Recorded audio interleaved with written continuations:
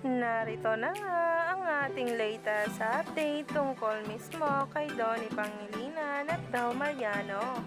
Yan nga ay dahil sa bagong post sa social media at sinabi nga talagang nanirahan nga raw sa Binondo talaga itong si Bel.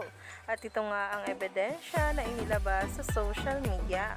Kaya naman, sabay-sabay nating tingnan at alamin ang nasabing post na ngayon ay nagtitrending na.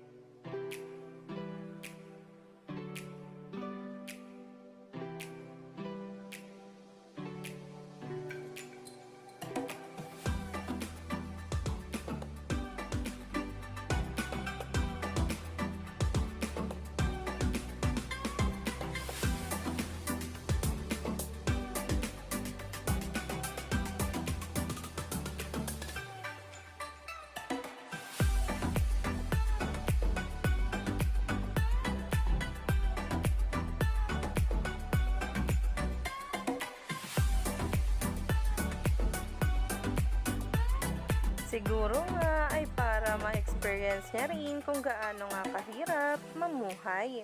Bilang ang role nga ni Bel ay mayaman nga talaga at galing sa angkan ng mga businessman. Kaya naman talaga upang may bigay na maganda ang role ay talagang in-experience niya nga ito.